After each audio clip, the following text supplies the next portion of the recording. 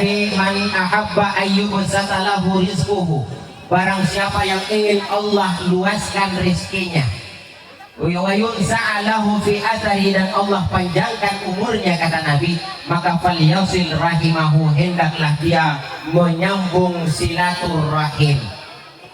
Kita di sini insya Allah datang, salah satu tujuan kita adalah untuk menyambung tali silaturahim. Silat artinya hubungan, rahim artinya rahim. Apa maksudnya? Bahwa kita ini sebenarnya berasal dari satu rahim yang sama. Siapa? Yaitu Nabi Adam alaihissalam dan Siti Hawa. Kullukum min Adam, setiap kalian dari Adam, wa Adam min turab, dan Adam itu dari tanah. Jadi semua kita ini dari Adam. Kita ini anak keturunan Nabi Adam alaihissalam. Atau ada di sini yang bukan keturunan Nabi Adam? Kalau bukan ada, berarti keturunan monyet. Terpengaruh oleh teori Darwin bahwa kita sebenarnya nenek moyang kita monyet. Tapi nenek kita ini adalah Nabi Adam alaihissalam. Wa Adam min turab, dan Adam itu tercipta dari tanah. Berarti kita ini juga dari tanah. Kita berjalan di atas tanah, sekarang kelak kita akan masuk ke dalam tanah, dimakan cacing tanah.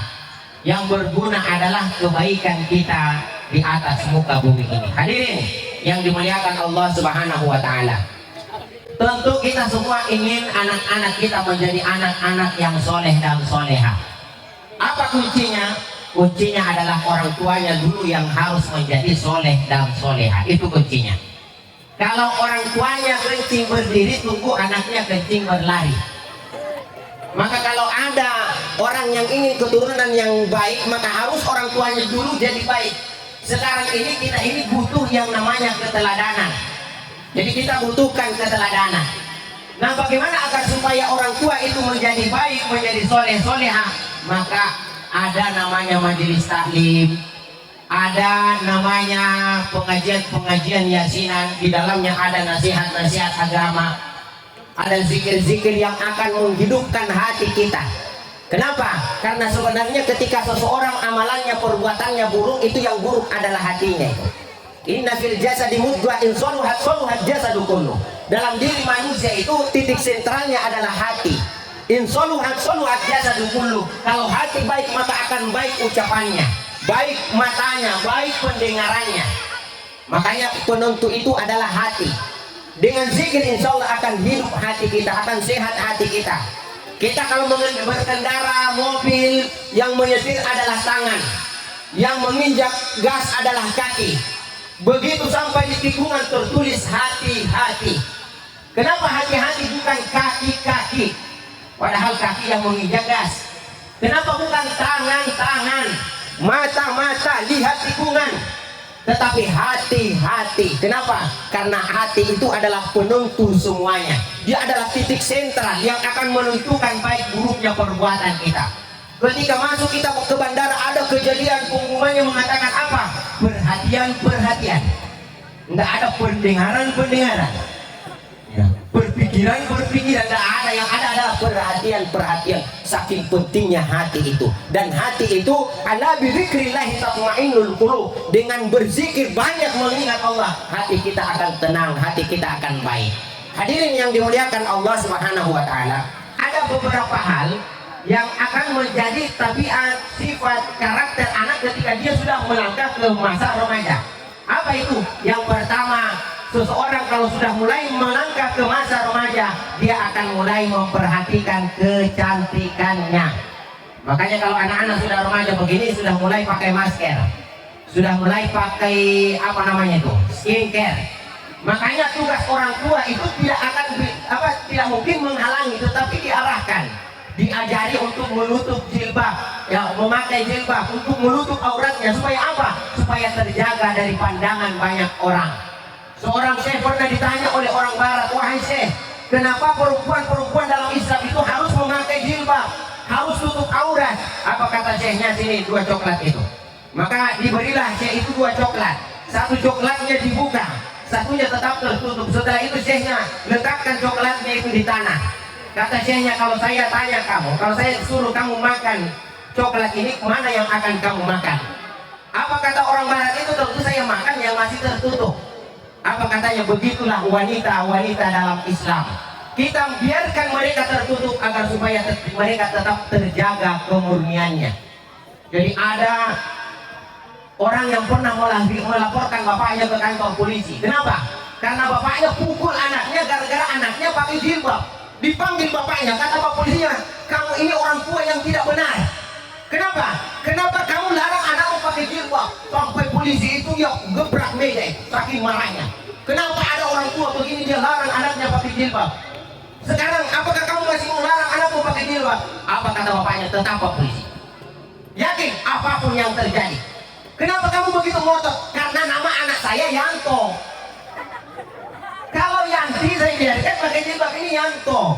Nah, jadi yang pakai jilbab itu adalah perempuan. Ya, perempuan. Jangan yang laki-laki juga ikutan pakai jilbab. Itu tidak baik. Dan itu yang pertama Bapak Ibu. Kemudian yang kedua, ketika anak sudah mulai melangkah ke masa remaja, anak itu akan mulai menunjukkan kehebatannya. Makanya jangan heran kalau ada anak-anak kalau bawa motor itu full gas. Belum lagi knalpotnya sudah disunat. Pak, ditahan sama polisi. Sini. Kata anak mudanya, damai saja, tidak ada damai. Letakkan telingamu di knalpot. Begitu diletakkan langsung digas. 1 minggu menyiung-nyiung itu telinga itu. Jadi anak memang demikian. Itu tabiat seorang anak kalau sudah mulai melangkah ke masa remaja. Dia akan mulai menunjukkan jati dirinya. Makanya kita kalau di pesantren kita arahkan ke masjid, tunjukkan kehebatanmu dengan dakwah, dengan ceramah, dengan latihan vokal, dengan tilawah Al-Quran. Ya, ada anak-anak di luar sana itu karena tidak ada arahan. Jadi anak-anak potensi demikian itu, kebiasaan itu, tapi itu tidak boleh dimatikan. Itu sudah fitrah anak-anak, tinggal diarahkan. Karena kalau tidak diarahkan, dia tidak diperhatikan, maka begitu bunyikan musik kencang-kencang. Tidak peduli apakah masjid masih bunyi, apakah orang sholat di masjid atau tidak. Begitu imam membaca Al-Fatihah, ghairil maghdubi alaihim, dia putar kencang-kencang. Musiknya sulina bambu. Kata imamnya walaqadolin. Kata makmumnya aminna amin. Kacau jamaah kalau demikian. Ya. Makanya anak ini kalau sudah melangkah ke masa remaja, tidak dia akan tunjukkan dirinya. Kenapa? Dia mau diakui di tengah-tengah masyarakat.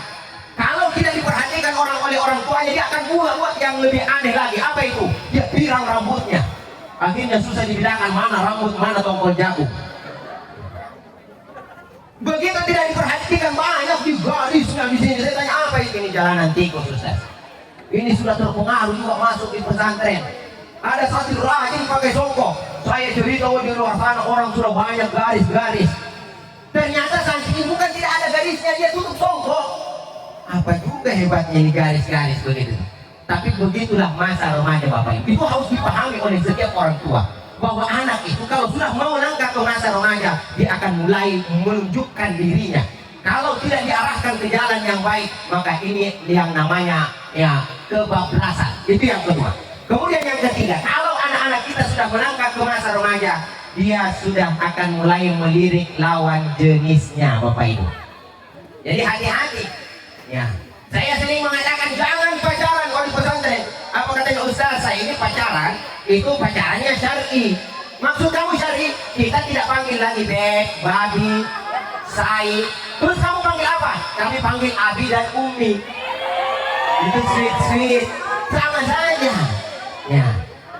Kalau terjadi hubungan laki-laki dan perempuan, itu pasti yang korban perempuan itu. Maka hati-hati bapak-bapak, ibu-ibu yang punya anak gadis. Jangan maghrib ayamnya tidak kembali ke rumah menginap. Ibu keliling mana ayam saya? Anak gadisnya tidak kembali ke rumah, tidak pusing. Ya. Maka wanita itu harus dipahami ibarat semangka. Laki-laki ibarat durian. Kalau kumpul semangka dengan durian, pasti yang bonyok adalah semangka. Itu perempuan itu. Kalau baku bonceng sudah laki-laki, perempuan keluar, itu yang rusak selamanya adalah perempuan, tidak ada laki-laki yang rusak. Maka ada orang tua yang mulai perhatian sama anaknya. Nah, nanti malam Jumat, karena kamu kayaknya sudah tidak bisa fokus, kamu pacarannya di rumah saja, kamu landing di rumah. Kata anaknya baik Pak. Jadi ini sudah sepakat ini. Ya, jadi begitu datang malam minggu pacarnya anaknya disiapkan ruang tamu. Ya, disiapkan ruang tamu. Ini bapak mamanya masuk ke dalam, tapi sudah kasih kode ke anaknya. Nah, nanti kalau dia mulai macam-macam pegang tangan bilang rambutan. Oke.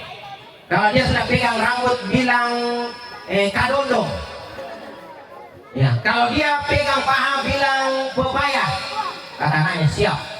Datang pacarnya malam minggu. Lama tidak ada bunyi-bunyi anak gadisnya ini. Kata bapaknya kayaknya ini calon menantu idaman. Ya sudah lama dia tidak ngapa-ngapain. Akhirnya pegang tangan. Teriak anaknya rambutan. Kata mamanya biasa itu. Kasih sayang pegang tangan hal biasa. Lama kelamaan teriak. Ya kadondong. Kata bapaknya sudah mulai pegang rambut. Kata mamanya masih wujud kasih sayang itu. Tidak lama kemudian pegang paha. Teriak anaknya pepaya. Berarti sudah mulai pegang paha, sudah mulai aneh-aneh nih calon menantu. Lama-lama tidak ada bersuara anaknya. Kenapa tidak ada bersuara, bingung mau sebut apa. Akhirnya teriak rujak. Kenapa sudah kemana-mana? Tidak tahu apa yang mau disebut, akhirnya katanya rujak. Ya, maka orang tua itu harus memperlakukan anak gadisnya seperti emas. Jangan seperti bunga di pot bunga di depan rumah. Dibiarkan saja kena embun, kena angin, kena hujan. Tetapi perlakukan anak kita seperti emas berlian. Disimpan di dalam rumah. Di dalam rumah ada lemari. Di dalam lemari ada laci. Semuanya dikunci. Di dalam laci ada kotak. Kotaknya juga dikunci. Di dalam kotak disitulah emasnya. Tidak diumbar. Kenapa? Karena anak-anaknya itu, karena itu barang berharga. Begitulah seharusnya orang tua memperlakukan anak gadisnya, agar supaya anak gadis itu kemudian berharga di mata orang lain. Itu yang ketiga Bapak Ibu. Karena saya mau sampaikan 5 ini, supaya tidak ada nanti yang begini-begini belum selesai. Ya. Yang keempat, ketika anak sudah mulai melangkah ya ke masa remaja, dia akan mulai suka berkumpul-kumpul. Kalau Bapak guru, Ibu guru, ya Bapak kepala desa membaca tentang perkembangan anak usia anak itu, dia akan mendapati memang anak itu kalau sudah mulai remaja mereka akan suka berkumpul-kumpul, berkelompok-kelompok. Makanya tugas orang tua bukan untuk melarang mereka. Kenapa? Itu akan membuatnya terpenjara di dalam hati, akan membuatnya tersiksa. Tetapi orang tua harus membimbing, ajak ke masjid. Kalau kita di pesantren, ya mereka masuk ke masjid, pengajian, menghafal Al-Quran. Ya, berkumpul main bola, tetapi ketika waktu sholat datang sholat. Ya, maka orang tua itu harus memperhatikan dengan siapa anaknya bergaul. Ya, kata Ali bin Abi Thalib, wahai anakku Hasan dan Husain, jangan kamu bergaul dengan pandai besi karena baru kamu mendekat sudah akan terasa panasnya. Tetapi bergaullah dengan penjual minyak wangi. Kamu baru mendekat sudah terasa tercium semerbak baunya, belum lagi tanganmu ditetesi dengan minyak wangi. Kalau anak kita bergaul dengan orang yang baik, maka dia akan tumbuh menjadi anak yang baik. Almar'u ala dini khalili, kata Nabi. Seseorang itu berada pada agama temannya. Kita jangan tanya anak kita, nak kamu merokok atau tidak? Jangan. Tidak akan mengaku dia, tapi tanya apakah temanmu merokok atau tidak. Kalau dia katakan merokok, berarti anak bapak ibu juga sudah pasti merokok. Kenapa? Almar'u ala dini khalili. Seseorang itu berada pada agama, akhlak temannya. Apakah anakmu, apakah temanmu minum? Minum. Tidak usah lagi tanya, berarti anak kita itu sudah minum. Karena tidak bisa seseorang menjadikan orang lain sebagai teman karib, melainkan ada persesuaian kejiwaan, ada persesuaian karakter. Maka kata Nabi, kalau seseorang yang pendiam duduk dengan orang penggosip, pasti dia juga akan menjadi penggosip pada akhirnya. Ya. Kalau pendiam duduk dengan orang cerewet, pasti dia juga akan cerewet. Kenapa? Karena almar'u ala dini khalili. Maka orang tua harus melihat dengan siapa anaknya bergaul. Yang terakhir, ketika anak sudah mulai tumbuh remaja, maka orang tua sudah harus menentukan pilihan anak itu. Luruskan cita-citanya, bimbing dia apa cita-citamu nak. Kamu mau jadi dokter, silahkan kejar cita-citamu. Kamu mau jadi tentara, silahkan. Kamu mau jadi ustaz, kita biayai. Kalau perlu kamu pergi ke Mesir sana, belajar Islam di sana dengan baik, supaya kembali kamu jadi ulama. Tapi nanti mau belajar agama baru dikirim ke sana. Jangan orang tidak mau belajar agama dikirim ke Mesir, yang kembali bukan ulama, yang kembali Fir'aun. Ya. Makanya orang tua itu harus menentukan dari sekarang, supaya anak ini jangan terlambat. Jangan nanti sudah selesai kuliah baru ya tahu apa cita-citanya. Ada orang mau pergi ke pasar, ditanya mau kemana? Mau ke pasar. Untuk apa? Ah, nanti dilihat. Nanti di sana baru tahu apa mau dibeli. Ini orang begini ini sampai di pasar karena tidak ada tujuannya. Sampai di pasar karena tidak jelas apa yang mau dia beli. Dia keliling pasar, tutup pasar, dia belum beli apa-apa. Akhirnya cuma buang-buang waktu saja. Ada orang baru berangkat ke mana mau beli apa? Beli ikan apa? Ikan bulu. Baru dia sudah lewat lagi, sudah pulang. Oh sudah. Kenapa cepat sekali? Memang saya cuma mau beli ikan bulu. Tapi kenapa cepat? Sampai di sana nggak perlu lagi keliling-keliling, langsung ke penjual ikan pulang. Itu orang yang punya cita-cita demikian. Kalau dari sekarang ditetapkan cita-citanya, diluruskan cita-citanya, maka dia akan bisa fokus kepada cita-citanya tersebut. Ya, maka ini tugas orang tua. Karakter, sifat-sifat anak di masa remaja itu tidak bisa dipungkiri, itu sudah menjadi fitrah. Ya, itu sudah menjadi tabiat anak. Tinggal orang tua itu bagaimana mengarahkan. Makanya kita ini selalu di pesantren menyampaikan bahwa pesantren itu adalah penjara suci. Kita tidak mau paksa setiap orang masuk ke dalam pesantren. Kalau ada orang tua bisa menjaga anaknya dengan baik, itu lebih bagus supaya dia lebih akrab dengan kedua orang tuanya. Tapi kalau ada orang tua yang terlalu sibuk dengan pekerjaannya, siangnya tidak tahu anaknya berkeliaran di mana, tidak tahu anaknya pergi kemana siangnya, malamnya tidak tahu menginap di mana karena saking sibuknya, maka tempat terbaik pada saat itu adalah pesantren. Kenapa? Di pesantren anak diawasi 24 jam. Kita tahu anak ini sholat atau tidak. Kita tahu anak ini ngapain atau tidak. Kita tahu anak ini ikut belajar atau tidak. 24 jam terekam di absen ke pesantrenan. Maka solusi untuk memperbaiki akhlak generasi muda salah satunya adalah dengan memasukkan ke pondok pesantren. Khususnya bagi mereka yang terlalu sibuk dengan pekerjaannya. Kenapa? Anak kita ini adalah generasi masa depan bangsa kita di masa yang akan datang. Negeri kita ini tidak kekurangan orang cerdas. Banyak orang cerdas di negeri ini. Ya. Tetapi negeri kita ini kekurangan orang yang berakhlak, kekurangan orang yang beradab.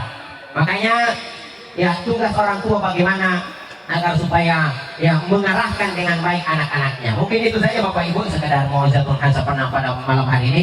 Kita berdoa semoga anak-anak kita ini menjadi anak-anak yang soleh dan solehah. Semoga para jemaah sekalian hadirin tamu undangan diberikan rezeki yang berkah oleh Allah. Yang punya utang dilunasi utangnya oleh Allah, tapi bayar nanti. Ya. Yang sakit semoga disembuhkan oleh Allah Subhanahu Wa Taala. Yang sudah ingin jodoh belum ketemu jodohnya semoga diberikan jodoh oleh Allah. Semoga yang sempit rezekinya dilapangkan rezekinya oleh Allah Subhanahu Wa Taala, dan telah kita dimatikan semua dalam keadaan husnul khatimah. Amin amin ya rabbal alamin.